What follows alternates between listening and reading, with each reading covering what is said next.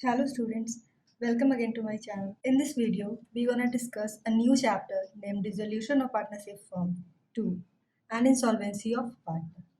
Dissolution of Partnership Firm का मतलब क्या था कि पूरी तरह बंद हो जाना बिजनेस फर्म का, जहां सारे पार्टनर्स अपना रिलेशन एंड कर देते हैं फर्म से। अब यहाँ क्या है, इंसॉल्वेंसी ऑफ पार्टनर।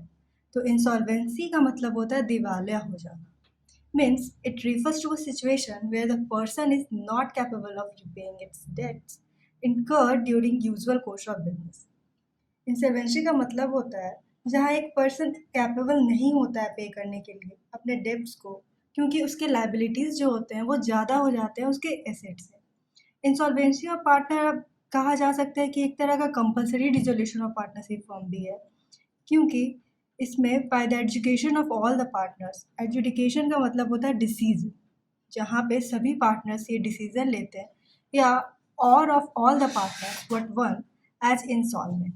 अगर कोई पार्टनर एक पार्टनरशिप फर्म में इंसॉल्वेंट हो जाता है तो हमें फर्म को क्या कंपलसरी डिसॉल्व करना पड़ता है। क्योंकि एक पार्टनर की लाइबिलिटीज़ ज़्यादा है, दैट मीन्स कि वो अब कोर्स ऑफ बिजनेस में अपने अपने डेट्स को पे नहीं कर पाएगा, जिससे कि और सभी पार्टनर्स को बहुत ज़्यादा लाइबिलिटीज़ को पे ऑफ करना पड़ेगा। पार्टनर्स का ये जिम्मेदारी होता है कि वो पार्टनरशिप फर्म के इस लॉसेस को पे करें, ना कि किसी इंडिविजुअल पार्टनर्स के लाइबिलिटीज़ को। इसी के लिए यहाँ पे बोला गया है कि usually capital account of partners of credit balance which is surplus, which is withdrawn by the partners, and if there is debit balance or deficiency in partner's capital account, he has to bring such deficiency in cash to the firm. हम लोग जब resolution of partnership firm 1 में partners का capital account बनाते थे, तो जब credit balance आता था, मतलब उनका सरप्लस आता था, तो सारे पार्टनर्स उसे क्या करते थे, विड्रॉ कर लेते थे। लेकिन जब उनका डेबिट बैलेंस आता था तो उनको क्या करना पड़ता था, उतना ही वो डेबिट बैलेंस ऑफ अमाउंट उनको लाना पड़ता था। वो क्या, फर्म को पे करना पड़ेगा, वो फर्म का ले नहीं जा सकते, उन्हें उल्टा क्या करना पड़ता था, पे करना पड़ता था। तो ये क्या था, यहाँ पे अब कहा जाता है कि इंसॉल्वेंसी आती है। इंसॉल्वेंसी इसी टाइप से होती है कि जब उनका डेबिट बैलेंस होता है, किसी भी एक पार्टनर का अकाउंट डेबिट बैलेंस शो करता है, तब वो क्या एज ए इंसॉल्वेंट प्रूव होता है। फिर यहाँ पे and his capital so debit balance और deficiency, he will not be in a position to bring his deficiency. ये तो ऑब्वियस है कि अगर उसका डेबिट बैलेंस होता है तो वो अपना फिर से कैश ब्रिंग नहीं कर पाएगा, और वो एबल नहीं होगा कि वो सारे एक्सपेंसेस को या तो जो भी लाइबिलिटीज़ है फर्म को वो पे कर पाए। तो यहाँ पे जो कैपिटल डिफिशियंसी होता है इंसॉल्वेंट पार्टनर का, उसे हम लोग क्या कहते हैं, कैपिटल लॉस कहते हैं। तो इस तरह का कैपिटल डिफिशियंसी और इरिकवरेबल डेब्ट बैलेंस को हम लोग क्या कहते हैं, कैपिटल लॉस। और इसे कौन बॉन्ड करेंगे, सारे जो सॉल्वेंट पार्टनर होंगे वो क्या करेंगे, इसे बॉन्ड करेंगे। यहाँ पे एक बात है कि ये सारे सॉल्वेंट पार्टनर इसे क्यों करेंगे। The capital deficiency of the insolvent partner will be treated as what, capital loss. Such capital deficiency और इरिकवरेबल डेब्ट balance will be bond by the solvent partner. ये जो सॉल्वेंट पार्टनर होंगे, अब ये जो एक इंसॉल्वेंट पार्टनर का डिफिशियंसी है उसे उनको बियर करना पड़ेगा। क्यों, क्योंकि ये उनका कैपिटल लॉस हो जाएगा। यहाँ पे सभी सॉल्वेंट पार्टनर्स को क्यों बियर करना पड़ जाता है किसी एक इंसॉल्वेंट पार्टनर का लॉस को, क्योंकि एक पार्टनरशिप फर्म में सभी पार्टनर्स की लाइबिलिटीज़ जो होता है वो अनलिमिटेड होता है। ये रीज़न ये है कि पार्टनरशिप फर्म में जो भी पार्टनर्स होते हैं उनका लाइबिलिटी क्या होता है, अनलिमिटेड होता है। इस कारण से उनको क्या, इस कैपिटल लॉस को बियर करना पड़ता है। तो ये हम लोग का रिजोल्यूशन ऑफ पार्टनरशिप फर्म है, जिसमें हमें इंसॉल्वेंसी क्या होता है ये हो गया। अब इस चैप्टर में मेन जो इम्पोर्टेंट टॉपिक है वो है गार्डनर वर्सेस मुर्रे रूल। इसी रूल्स के अनुसार हम लोग सारे क्वेश्चंस को सॉल्व करेंगे इसमें। तो इस गार्डनर वर्सेस मुर्रे रूल का फैक्ट्स क्या है ये हम लोग देखते हैं। गार्डनर वर्सेस मुर्रे केस, ये केस 1900 का है और ये केस लंदन का है, जो कि कब हुआ था, 1900 में।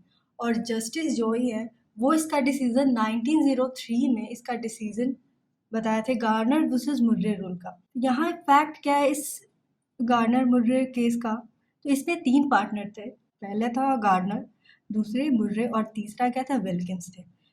ये सभी पार्टनर्स थे एक फर्म में, और इनके पार्टनरशिप एग्रीमेंट के तहत कहा जाता था कि ये अनइक्वल कैपिटल लेके आए लेकिन शेयर करते अपने प्रॉफिट को क्या, इक्वली। इनका जो कैपिटल था वो अनइक्वल था, लेकिन वो प्रॉफिट को बहुत इक्वली शेयर करते थे। 30 जून 1900 को इनका फर्म क्या हो गया है, डिसॉल्व हो गया। किसके अनुसार, by the order of the court इनका फर्म डिसॉल्व हो जाता है। और उस टाइम इनका पोजीशन क्या था फर्म का, तो उस टाइम उनके बैलेंस शीट में लायबिलिटी साइड में कैपिटल अकाउंट्स में गार्नर का कितना था 2500 पाउंड और मुर्रे का कैपिटल कितना था 314 पाउंड। एसेट साइड्स में कैश कितना है 1960 और विल्किंस है जिसका बैलेंस यहाँ क्या है, डेबिट बैलेंस था। विल्किंस जो पार्टनर था वो क्या हो गया था, इंसॉल्वेंट। जहाँ पे ये 3 पार्टनर थे, क्या एक गार्डनर था, मुर्रे और विल्किंस। ये जो विल्किंस पार्टनर है वो क्या है, इंसॉल्वेंट प्रूव हो जाता है। क्यों, क्योंकि यहाँ पे हम लोग देख सकते हैं इसका बैलेंस क्या है, डेबिट बैलेंस है कितना 263 पाउंड्स का और लॉस हुआ था रियलाइजेशन में कितना 635 रुपीज़ का। यहाँ पे विल्किंस को तो डिक्लेयर कर दिया गया इंसॉल्वेंट क्योंकि उसका डेबिट बैलेंस है और वो बिल्कुल अनेबल है कंट्रीब्यूट करने के लिए कुछ भी इस पार्टनरशिप फर्म में। तो यहाँ पे अकॉर्डिंग टू सेक्शन 44 जो उनका पार्टनरशिप फॉर्म हुआ हुआ क्या था, सेक्शन 44 था ब्रिटिश पार्टनरशिप एक्ट 1890 का। यहाँ पे बताता है कि विल्किंस ने ओवरड्रॉन बैलेंस किया है कितने का, पाउंड 263 का, जिसे लॉस प्रूव किया गया। इस मेथड के अनुसार कहा जाता था कि ये जो 263 पाउंड है ना, उसको हम लोग रियलाइजेशन कॉस्ट में क्या करेंगे, रियलाइजेशन जो लॉस है उसमें ऐड कर देंगे। तो इसका टोटल लॉस बन जाता था कितना, 898 पाउंड्स का बन जाता था, जिसके किसे शेयर करना पड़ेगा, जो बाकी सॉल्वेंट पार्टनर्स हैं। यहाँ पे 2 सॉल्वेंट पार्टनर कौन है, गार्डनर और मुर्रे। ये सॉल्वेंट पार्टनर्स हैं फर्म के और विल्किंस इनसॉल्वेंट था। इसका कितना लॉस हो जाता है ओवर विड्रॉन, 263 है और लॉस ऑन रियलाइजेशन कितना 635 है। ये दोनों को कौन वेयर करेंगे, सभी सॉल्वेंट पार्टनर्स करेंगे। वो कितना अमाउंट था 898 पाउंड का इनका टोटल लॉस बनता है। इसे शेयर करना था किस रेशियो में, 1:1, क्योंकि यहाँ पे बताया गया कि वो अपना क्या शेयर कर देते, अनइक्वल कैपिटल था लेकिन वो शेयर कर देते प्रॉफिट को इक्वली कर देते, तो यहाँ पे बन जाएगा 1:1 का क्या रेशियो। तो इस प्रिंसिपल को फॉलो करते टाइम मुर्रे जो पार्टनर था उसे बहुत ही ज़्यादा लॉस हुआ, ये जो गार्डनर है उससे ज़्यादा लॉस हुआ। कैसे, तो Murray suffer the maximum loss because he had to pay 135 rupees pound from his private profit. अगर इक्वली करे तो 898 है, इक्वली अगर जाए 1:1 का रेशियो में तो इसका कितना बनता है, यहाँ पे 449 पाउंड आता है, उसमें से माइनस करेगा इसका कितना कैपिटल मुर्रे का, तो यहाँ पे 135 पाउंड है वो उसे अपने स्टेट से पे करना होगा। लेकिन गार्डनर के साथ ऐसा नहीं था। यहाँ देखते हैं, गार्डनर के साथ ऐसा नहीं था। Gardner has to receive back 2051 pound. कैसे, 2500 इसका क्या था, कैपिटल था, उसमें से हमें माइनस करना होगा क्या 449 पाउंड, जो टोटल 898 आप 1:2, ये जो 898 है उसका 1/2 हम लोग किए थे तो कितना आया था 449। अब यही दो अमाउंट कौन, गार्डनर और मुर्रे शेयर करते, तो इसमें से 2500 में से अगर हम लोग माइनस करते हैं कितना 449 पाउंड, तो क्या बनता है 2051। ये क्या करना होगा, उससे पे ऑफ करना पड़ेगा क्योंकि उसका जो कैपिटल है इतना है और उसे लॉस, उसके बाद भी उसका सरप्लस यहाँ पे कितना आ रहा है 2051 का। लेकिन जो मुर्रे है उसे क्या करना पड़ा, उसे इतना 135 पाउंड्स अपने प्राइवेट प्रॉपर्टी से पे करना पड़ता। तो इसीलिए ये केस फाइल हुआ था कि गार्डनर है यहाँ पे उसको क्या करना है 2051 पाउंड उसे और पे ऑफ करना पड़ता, लेकिन मुर्रे को 135, वैसे ही उसका कैपिटल कम है, उसे और लॉस भी पेयर करना पड़ा और उसे 135 पाउंड और वापस अपने प्राइवेट प्रॉपर्टी से क्या पे ऑफ भी करना पड़ा। इसी कारण से गार्डनर मुर्रे केस फाइल हुआ था कब, 1900 में। सभी रेलेवेंट फैक्ट को कंसिडर करने के बाद जो जस्टिस जो थे उन्होंने कब दिया था इसका डिसीजन, 1903 में ये डिसीजन इस केस का उन्होंने दिया था। उसमें इसके 3 डिसीजन निकल गए, जो मेजर 3 डिसीजन था, सारे कुछ फैक्ट को देखते हुए जो मेन तीन डिसीजन आया है वो ये था कि the loss on account of realisation is normal loss. जो रियलाइजेशन पे जो लॉस हो रहा है वो बिल्कुल नॉर्मल लॉस है और इससे सभी पार्टनर्स, चाहे वो सॉल्वेंट पार्टनर हो, including insolvent partner in their profit sharing ratio, solvent partner हो या इनसॉल्वेंट पार्टनर हो, ये दोनों पार्टनर को क्या रियलाइजेशन का जो लॉस होगा वो बियर करना पड़ेगा। तो ये क्या, ये नॉर्मल लॉस है। जो रियलाइजेशन लॉस को यहाँ पे नॉर्मल लॉस बोला गया।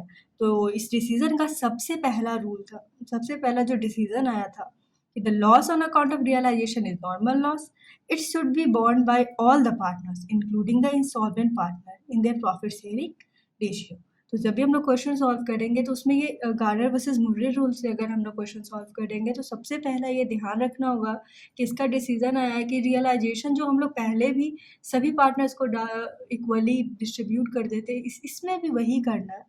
जो भी नॉर्मल लॉस होगा वो तीनों पार्टनर क्या करेंगे, शेयर करेंगे, चाहे वो सॉल्वेंट हो चाहे वो इंसॉल्वेंट हो।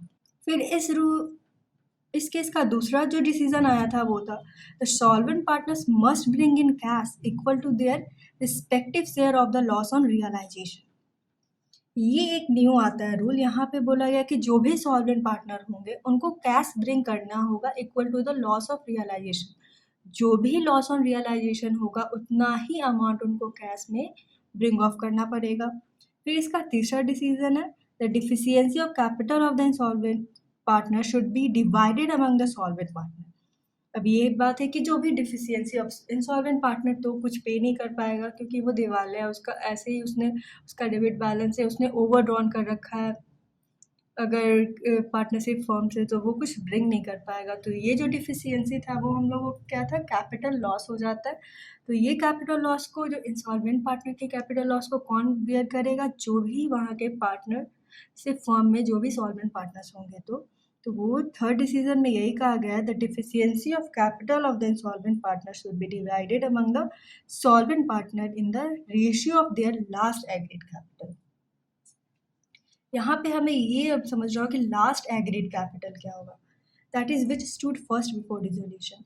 डिसोल्यूशन से जस्ट पहले, जस्ट प्रायर, जो भी उनका जो सॉल्वेंट पार्टनर का रेशियो लास्ट एग्रीड कैपिटल होगा उसी पे हमें उनको डिस्ट्रीब्यूट करना होगा। तो जब भी हम क्वेश्चन सॉल्व करेंगे या जब भी हम लोग देखेंगे तो हमें इसमें लास्ट एग्रीड कैपिटल जो डिसोल्यूशन से पहले होगा, जस्ट प्रायर, वो हमें क्या करना होगा, फाइंड आउट करना होगा। तो हम लोग देखते हैं कि जब भी हम लोग बनाते हैं तो दो तरह का कैपिटल हमें मिलता है, या तो एक फिक्स्ड मिलता है या तो एक फ्लक्चुएटिंग मिलता है। या तो पहले आपको एक फिक्स्ड कैपिटल मिलेगा और दूसरा क्या मिलता है, फ्लक्चुएटिंग मिलता है। तो लास्ट एग्रीड वैल्यू हम लोग यही दोनों बेसिस पे देखेंगे कि अगर फिक्स्ड होगा कैपिटल तो क्या करेंगे और फ्लक्चुएटिंग होगा तो क्या करेंगे। तो लास्ट एग्रीड कैपिटल हम लोग ऐसे निकालेंगे, ये भी बहुत ही ईजी है। यहाँ पे लिखा हुआ कि ascertainment of capital ratio. The partners are free to have either fixed or fluctuating capital in the firm. Partners जो होंगे या तो उनका कैपिटल, हम लोग डिसोल्यूशन ऑफ पार्टनरशिप फॉर्म 1 में भी देखे थे, या तो कैपिटल फिक्स्ड होता था या तो पार्टनर्स का कैपिटल क्या होता था, फ्लक्चुएटिंग होता था किसी भी फॉर्म में। तो सबसे पहले हम लोग देखते हैं जब कैपिटल फिक्स रहे तब क्या करना होगा। Where capital are fixed, then each partner will have one capital account. जब कैपिटल फिक्स होता था तो क्या था कि एक ही कैपिटल अकाउंट बनता था और एक क्या बनता था, करेंट अकाउंट बनता था।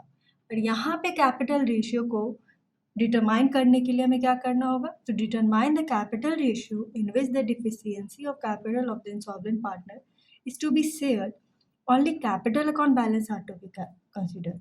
यहाँ पे तो दो हमें बनाना पड़ता था, एक क्या कैपिटल अकाउंट बनाना होता है और एक करेंट अकाउंट बनाना होता है। लेकिन कैपिटल रेशियो को हम लोग को जब निकालना होगा, जो लास्ट एग्रीड कैपिटल रेशियो हम लोग को यहाँ पे निकालना होगा, उस वक्त सिर्फ हम लोग कैपिटल अकाउंट के बैलेंस को कंसीडर करेंगे। करेंट अकाउंट से कुछ ये नहीं होगा, जो भी कैपिटल अकाउंट बैलेंस होगा वही हमारा क्या बनेगा, लास्ट एग्रीड, ये लास्ट एग्रीड कैपिटल बनेगा। ठीक है, उसके बाद हमारा आता है व्हेन कैपिटल आर फ्लक्चुएटिंग। अगर कैपिटल पार्टनर्स का क्या फ्लक्चुएटिंग होगा, तो in this only capital account is maintain for each partner. इसमें करेंट अकाउंट फ्लक्चुएटिंग में तो हमें ऐसे भी करेंट अकाउंट नहीं बनाना होता था, क्या सिर्फ और सिर्फ कैपिटल अकाउंट बनाना होता था। और इसे असर्टेन करने के लिए हमें लास्ट एग्रीड कैपिटल फाउंड करना पड़ेगा। लास्ट एग्रीड कैपिटल फाउंड करना होगा, तो इसका एक कैलकुलेशन होता है कि लास्ट एग्रीड कैपिटल हम लोग कैसे बनाते हैं। तो सबसे पहले इसको सॉल्व करते हुए हमारे पास आएगा क्या, capital of solvent partner as per balance sheet. जो भी कैपिटल होगा सॉल्वेंट पार्टनर का उससे पहले हम लोग यहाँ पे डाल लेंगे, चाहे हमारे पास 2 पार्टनर हो सॉल्वेंट या 3। मान लीजिए हमारे पास 2 पार्टनर हो एक्स और वाई। तो सबसे पहले क्या करेंगे, capital of solvent partner as per balance sheet उसे हम लोग लिखेंगे। उसमें हमें कुछ ऐड करना होगा जो बैलेंस शीट में दिया हो सकता है। तो शेयरिंग अगर रिजर्व फंड दिया रहे बैलेंस शीट में तो उसे हम लोग क्या करेंगे, ऐड करेंगे। क्या करने टाइम, लास्ट एग्रीड कैपिटल, जो थर्ड क्या था, थर्ड डिसीजन था गार्नर वर्सेस मुर्रे रूल का। तो कैपिटल ऑफ सॉल्वेंट पार्टनर में हम लोग क्या और ऐड करेंगे, शेयर इन रिजर्व फंड, जो भी रिजर्व फंड होगा बैलेंस शीट में दिया हुआ उसे ऐड करेंगे। उसके बाद अनडिस्ट्रीब्यूटेड प्रॉफिट, अगर बैलेंस शीट में कोई भी अनडिस्ट्रीब्यूटेड प्रॉफिट दिया गया उसे ऐड करेंगे। फिर ऐड हमें करना होगा क्या, यहाँ पे share in reserve for contingencies etcetera. Reserve for contingencies भी अगर दिया गया है उसे भी ऐड करेंगे। और लेस हमें यहाँ पे क्या करना होगा, शेयर इन एक्यूमुलेटेड लॉस, जो भी अगर बैलेंस शीट में हमें एक्यूमुलेटेड लॉस होगा उसे सभी से माइनस कर देंगे तो हमें क्या रिसीव होगा, लास्ट एग्रीड कैपिटल। ये लास्ट एग्रीड कैपिटल ही होता है जिसपे कि सॉल्वेंट पार्टनर क्या करते हैं, इंसॉल्वेंट पार्टनर के कैपिटल लॉस को, उसकी डिफिशियंसी को इक्वली शेयर करते हैं। तो ये था हमारा कैपिटल रेशियो निकालना कि कैसे हमें फाइंड आउट करना होगा। तो ये एक परफॉर्मा है जिसे हमें हमेशा ध्यान रखना होगा इसमें कि कैपिटल सबसे पहले बैलेंस शीट में उनका कैपिटल क्या है उसमें एडिशन और लेस करके हमें लास्ट एग्रीड कैपिटल मिल जाएगा। तो इससे रिलेटेड हम लोग एक क्वेश्चन देखते हैं जिससे कि ये चीज़ बहुत आसानी से क्लियर हो जाएगा। इस एग्जाम्पल में एक है कि capital of A B and C according to balance sheet is as follow. यहाँ पे कैपिटल क्या है, ए बी एंड सी, ये 3 पार्टनर है, उनका कैपिटल दिया गया है। ए का कितना है 8000, बी का कितना है 3000, सी का कितना है 6000। यहाँ पे रिजर्व फंड भी दिया गया है कितना, 9000 का। Profit sharing ratio is equal and B is declare insolvent. Profit sharing ratio क्या है, इक्वल है, और यहाँ पे ये जो बी है, बी को क्या कहा गया कि वो इंसॉल्वेंट है। अब यहाँ पे क्या निकालना है, कैलकुलेट कैपिटल रेशियो, कब, जब अगर कैपिटल फिक्स हो और बी में अगर कैपिटल क्या हो, फ्लक्चुएटिंग हो। तो सबसे पहले हम लोग निकालेंगे क्या, इफ कैपिटल इज फिक्स्ड। अभी हम लोगों ने देखा है कि जब कैपिटल फिक्स हो तो सबसे पहले क्या करना होता था, कैपिटल अकाउंट बैलेंस को सिर्फ हमें डिटरमाइन करना होता होगा। जो उसका कैपिटल है उस कैपिटल अकाउंट में जो बैलेंस है हम लोग उससे ही सिर्फ कंसिडर करेंगे। कब, जब कैपिटल फिक्स दिया है। तो यहाँ पे क्या है, सबसे पहले सॉल्यूशन में हम लोग पहला बनाते हैं व्हेन कैपिटल इज फिक्स्ड। तो कैपिटल अकाउंट बैलेंस को कंसिडर करना है सिर्फ, क्या करते टाइम कैपिटल रेशियो, ये capital ratio last agreed capital ratio निकालने टाइम। तो ए एंड सी ये सॉल्वेंट पार्टनर है और बी क्या है, इंसॉल्वेंट है। तो यहाँ पे ए का कैपिटल कितना दिया गया है 8000 और सी का कितना दिया गया है 6000। तो हमें कैपिटल रेशियो यहाँ से क्या निकल के आएगा 4:3 का। अगर आप 2 से करेंगे ये सब इन दोनों को डिवाइड, तो यहाँ पे अगर 0 0 जाता है तो 2 से 4 एंड 6 3, तो क्या आ जाएगा 4:3 का रेशियो यहाँ पे बनता है। इसी रेशियो पे जो सॉल्वेंट पार्टनर होंगे वो बी जो इंसॉल्वेंट है उसके डिफिशियंसी को क्या करेंगे, इक्वली बियर करेंगे। किस रेशियो में, 4:3 के रेशियो में। अब दूसरी क्वेश्चन में आता है कि इफ कैपिटल इज फ्लक्चुएटिंग, अगर कैपिटल क्या होगा, फ्लक्चुएटिंग होगा तब क्या होगा। इसे बनाने के लिए जो परफॉर्मा था हमें वही फॉलो करना होगा। उसमें था कि सबसे पहले हम लोग कैपिटल लेंगे, capital of solvent partner as per balance sheet जो दिया रहेगा। तो इस क्वेश्चन में कैपिटल ए का कितना दिया गया 8000, सी का कितना दिया गया 6000। अब हमें उसमें क्या करना होगा, अब यहाँ पे रिजर्व फंड दिया गया, फ्लक्चुएटिंग में रिजर्व फंड होते हैं ये सभी को कंसिडर करना होता है, लेकिन फिक्स्ड में रिजर्व फंड हो गया, अनडिस्ट्रीब्यूटेड प्रॉफिट हो गया या रिजर्व फॉर कंटिजेंसीज हो गया, ये सभी को क्या करना पड़ता था, एक्सक्लूड करना पड़ता था, इंक्लूड नहीं करना होता था। लेकिन फ्लक्चुएटिंग में क्या होता है, उसे ऐड करना होता है। तो यहाँ पे सिर्फ क्या दिया गया है, रिजर्व फंड दिया गया। तो रिजर्व फंड कितने का है 9000 रुपीज़ का। तो इस 9000 रुपीज़ को कैसे होगा, तो 1:1 के रेशियो में हम लोग करेंगे, क्यों? क्योंकि इस क्वेश्चन में बोला गया कि profit sharing ratio is equal. ये जो प्रॉफिट शेयरिंग रेशियो है वो क्या है? इक्वल है। तो यहाँ पे हम लोग शेयर इन रिजर्व फंड करते हैं, तो कितने हैं? 3 हैं, 3 पार्टनर हैं, तो 1:1 का रेशियो बनता है इक्वली तीनों पार्टनर के लिए। तो बी यहाँ पे इंसॉल्वेंट है, तो उसके अकाउंट में तो लास्ट एग्रीड में हमें नहीं करना होगा, तो जो सॉल्वेंट होंगे उन्हें देखना होगा। तो शेयर इन रिजर्व फंड, तो ये 9,000 रुपीज़ है। इसे हम लोग 1:1 के रेशियो में अगर डिस्ट्रीब्यूट करें, लेकिन यहाँ पे सॉल्वेंट पार्टनर कौन है? ए और सी है। ए और सी है, तो इन्हें कितना जाएगा? 3,000 जाएगा। इन्हें कितना जाएगा? 3,000। और बी जो होगा उसे भी 3,000 जाएगा, लेकिन वो इंसॉल्वेंट है और हमें यहाँ पे क्या कैपिटल को फ्लक्चुएटिंग कैपिटल है, और यहाँ पे लास्ट एग्रीड रेशियो हमें निकालना है। तो हम लोग ऐड करेंगे क्या? शेयर इन रिजर्व फंड कितना? ए को जाएगा 3,000 और सी को कितना जाएगा? 3,000। इनका लास्ट एग्रीड कैपिटल बनता है 8,000 प्लस 3,000, ए का 11,000 एंड सी का क्या बनता है? 6,000 प्लस 3,000, 9,000 रुपीज़। और यहाँ पे इनका कैपिटल रेशियो निकल के आता है 11:9 का। और इसी रेशियो में वो लोग क्या करेंगे? सी का जो डिफिशियंसी होगा उसको इक्वली डिस्ट्रीब्यूट करेंगे। तो ये था हमारा क्या कि अगर कैपिटल फिक्स्ड हो और फ्लक्चुएटिंग हो तो कैसे निकाला जाएगा लास्ट एग्रीड कैपिटल। और इसमें हम लोगों ने देखा लास्ट एग्रीड कैपिटल कैसे निकाला जाता है। और जो गार्नर वर्सेस मुर्रे रूल के जो 3 डिसीजंस हैं उसे हमें हमेशा कंसिडर करना होगा और ध्यान रखना होगा क्वेश्चन को गार्नर वर्सेस मुर्रे रूल के मुताबिक बनाने में। सो इस वीडियोज़ में हम लोग ये जो भी इसका थ्योरेटिकल एस्पेक्ट कुछ इसी टाइप का था। और आगे हम लोग को आगे वीडियोज़ में हम लोग अलग टाइप्स के क्वेश्चन देखेंगे जो गार्नर वर्सेस मुर्रे रूल के अनुसार होंगे और कुछ इंडियन पार्टनरशिप फॉर्म के अनुसार भी होंगे। So thank you for watching the video. Please like, share and subscribe the channel also.